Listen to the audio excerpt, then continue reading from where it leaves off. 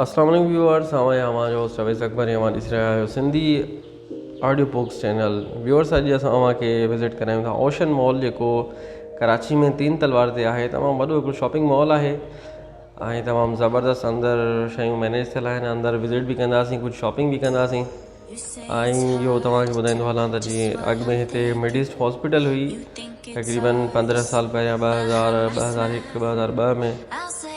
पोइ 2003-04 में शायदि उहा ख़तमु थी वई। हाणे ही वॾी हिकिड़ी बिल्डिंग हिते ठही वई आहे, जिते शॉपिंग सेंटर बि आहे, हुन जे मथां ऑफिसिस या फ्लैट्स वग़ैरह थी सघे हुजनि।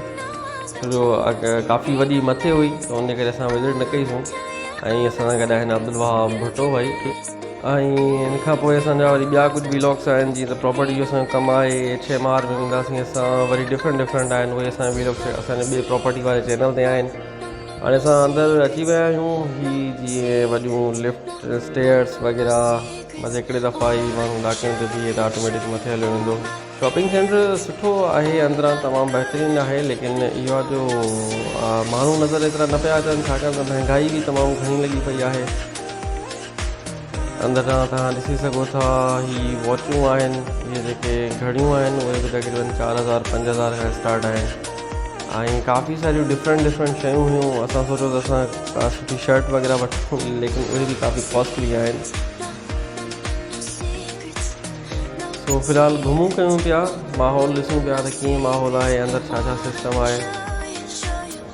तव्हांजो अगरि हिते अचणु थिए त तव्हां पंहिंजो मज़े सां घुमिजो। इहो न सोचिजो त जेको आहे असांखे कंहिं शइ जी ख़बर न आहे या कीअं कुझु हरू भरू बि दुकाननि में घिरी पवणो आहे।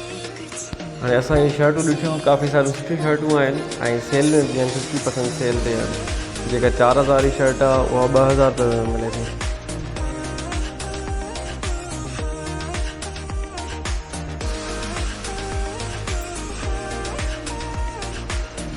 ऐं वरी अॻिते हलूं, अॻिते तव्हांखे ॾेखारियूं था शयूं। बहरहाल ॾाढो सुठो ज़बरदस्त हिकिड़ो शॉपिंग मॉल आहे। जेकॾहिं तव्हांजो अचणु थिए त तव्हां ही घुमी फिरी सघो था, ऐं जेकॾहिं शॉपिंग करणी आहे त पैसा जाम खणी अचिजो। वरी महिरबानी दोस्तो, मिलूं था वरी ॿिए व्लॉग सां गॾु, ॿिए कंहिं अहिड़े टॉपिक सां गॾु, या ॿी कंहिं प्लेस सां गॾु। पंहिंजो होस्ट अवैस अकबर खे इजाज़त ॾींदा।